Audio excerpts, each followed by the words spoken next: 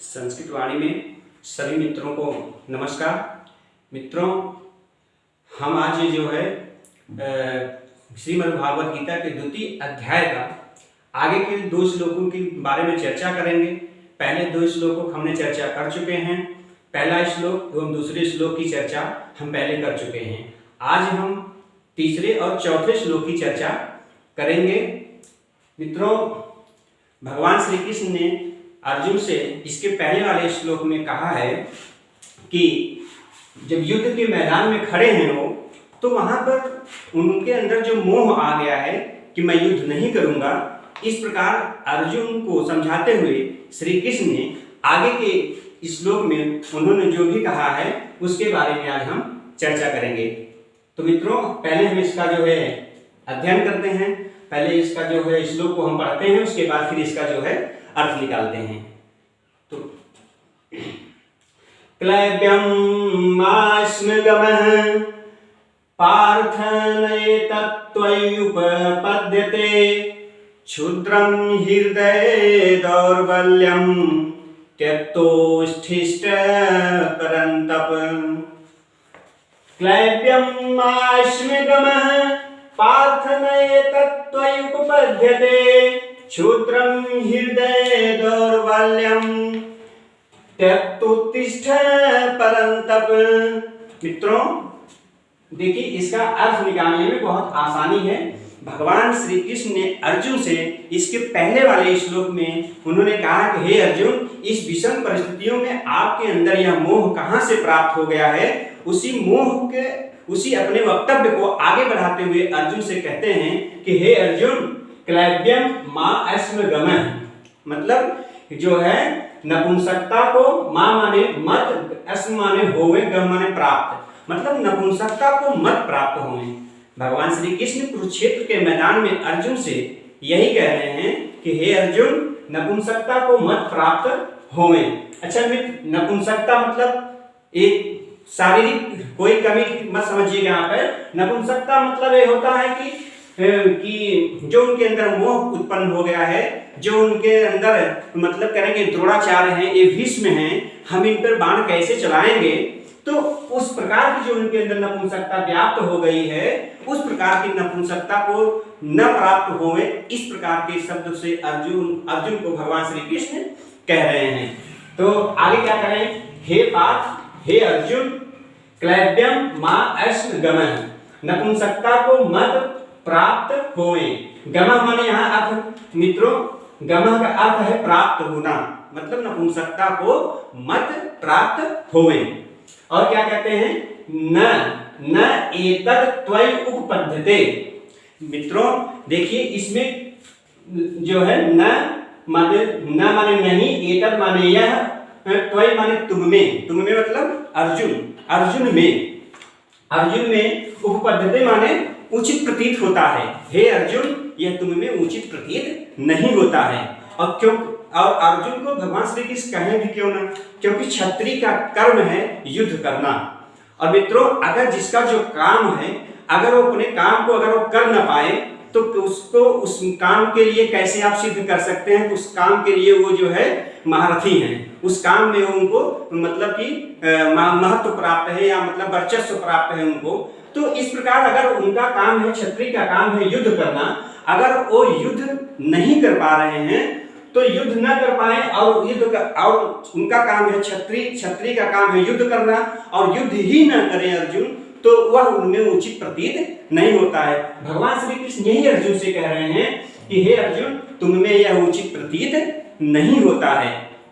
मित्रों, और आगे के श्लोक में आगे की लाइन में क्या कहते हैं भगवान श्री कृष्ण अर्जुन से कि परंतप माने भी होता है अर्जुन के लिए आया है। मित्रों, यह जो है परंतप माने होता है जो शत्रुओं को ताप उत्पन्न कर दे, अर्थात जो परेशान कर दे।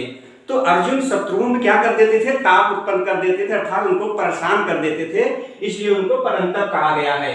तो वही भगवान श्री कृष्ण अर्जुन को एक संबोधन परंतप से भी संबोधित करते हैं और कहते हैं कि क्षुद्रम हृदय दौर्बल्यम त्यक्तो उत्तिष्ठ परंतप। भगवान श्री कृष्ण कहते हैं कि हे अर्जुन, क्षुद्र मतलब जो आपकी ये निम्न सोच है, जो कह रहे हैं कि आप मैं युद्ध नहीं करूंगा, युद्ध के मैदान से आप भाग मतलब कह रहे हैं कि युद्ध नहीं करूंगा, तो इस प्रकार की जो आपकी हृदय की जो क्षुद्र दुर्बलता है, जो हृदय की दुर्बलता है, जो कमजोरी है आपके अंदर, जो उसका त्याग करके उत्थिष्ट परंतर युद्ध के लिए खड़े हो जा।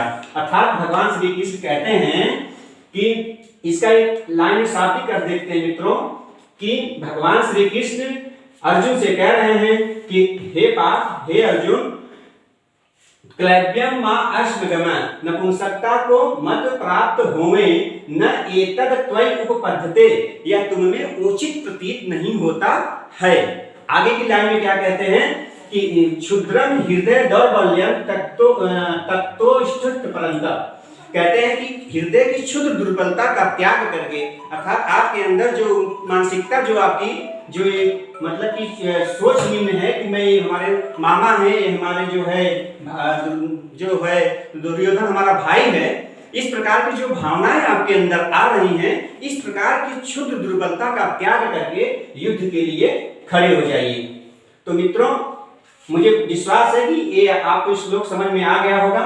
अब उसके नीचे जो श्लोक हम पढ़ाने जा रहे हैं मित्रों, उसमें जो है ये अर्जुन के द्वारा कहा गया है। बाकी उसके ऊपर के जो 2 श्लोक थे ये भगवान श्री कृष्ण के द्वारा कहे गए थे।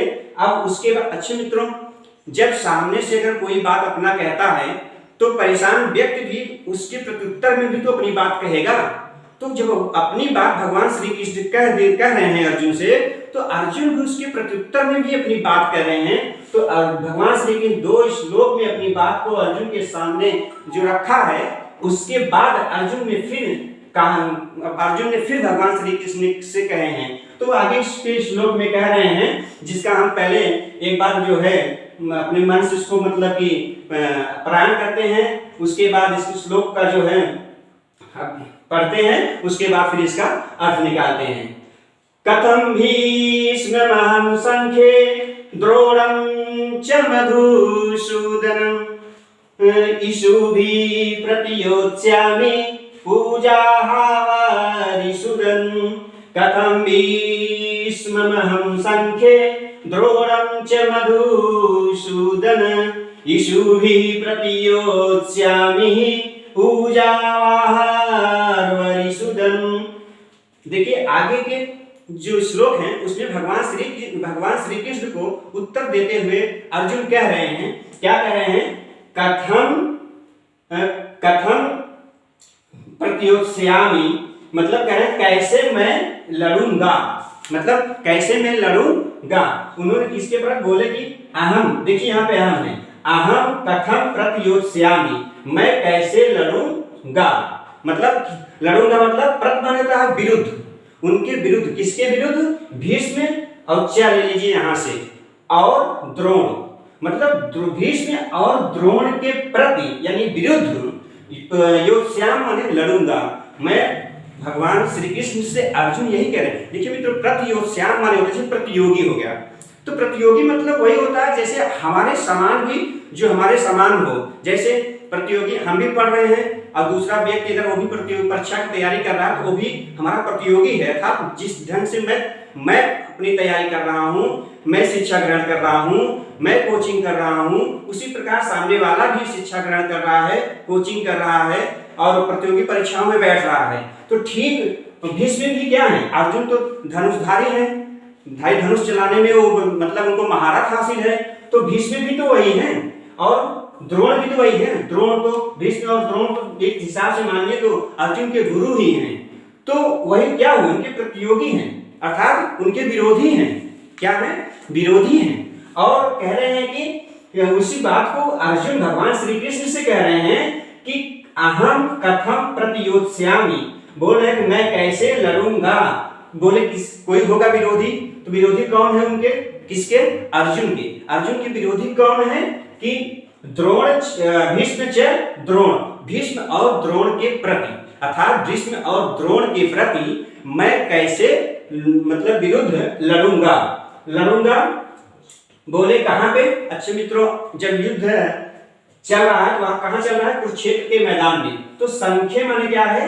युद्ध में। युद्ध में भगवान श्री कृष्ण से अर्जुन यही कह रहे हैं कि हे प्रभु, हे मधुसूदन, मैं भीष्म और द्रोण के प्रति बाणों के, इष्युभि माने बाणों के द्वारा, तृतीया बहुवचन है इसमें, बाणों के द्वारा कह रहे हैं कि मैं भीष्म, अहम माने मैं मतलब अर्जुन, मधुसूदन माने श्री कृष्ण, श्री कृष्ण कह रहे हैं कि हे मधुसूदन, मैं इस युद्ध के मैदान में भीष्म और द्रोण के प्रति बाणों के द्वारा कैसे लड़ूंगा, क्योंकि ये पूजा हार वा अरिसुदन, ये लोग तो पूजनीय है। हे अरिसुदन, अरिसुदन भी भगवान श्री कृष्ण के लिए ही आया है, इसको भी ध्यान रखिएगा कि हे, ये दोनों क्या हैं, पूजा करने योग्य अर्थात पूजनीय हैं।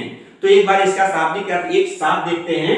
इसका अर्थ है कि हे मधुसूदन, भगवान से अर्जुन कह रहे हैं कि हे मधुसूदन, युद्ध के मैदान में भी मैं, अहम माने मैं, भीष्म, च माने और द्रोण, प्रति माने विरुद्ध, भीष्म और द्रोण के विरुद्ध, कथम माने कैसे, इष्युभि माने बाणों के द्वारा, प्रत्युष्याम माने लड़ूंगा। कहते हैं, फिर क्या कहते हैं, कहते हैं हे अरिसुदन, पूजा हार वा अरिसुदन, मतलब कहते हैं ये दोनों क्या हैं, पूजनीय है, अर्थात पूजा करने के योग्य हैं। तो मित्रों, स्वाभाविक है कि अगर गुरु ही आ जाए लड़ने के लिए अपने सामने, तो स्वाभाविक है एक बात तो अपने अंदर ये भावना आ ही जाती है कि हमारे गुरु जी हैं, स्वाभाविक है हमसे, तो हमने इससे शिक्षा ग्रहण की है, हम इनके प्रति लड़ कैसे सकते हैं, हम इनके ऊपर बाण कैसे चला सकते हैं, इन्होंने तो हमें पढ़ाया है, इन्होंने हमें सिखाया है, इन्होंने हमें अंगुली पकड़ कर चलना सिखाया है। तो एक बार ये भावनाएं लोग मतलब कि अंदर आना ये स्वाभाविक है, ये मानव स्वभाव है, लोगों के अंदर आ ही जाती है। तो मित्रों, मैं पूरा विश्वास करता हूं कि दोनों श्लोक आप लोगों को समझ में आ गया होगा, और जहां भी नहीं समझ में आया होगा हमारे कमेंट बॉक्स में जा करके आप लोग कमेंट करिएगा, और मैं उसको जो भी गलती होगी उसको उसमें संशोधन करके फिर से मतलब पुनः एक बार आप लोगों के सामने परिष्कृत रूप में उपस्थित होऊंगा। धन्यवाद।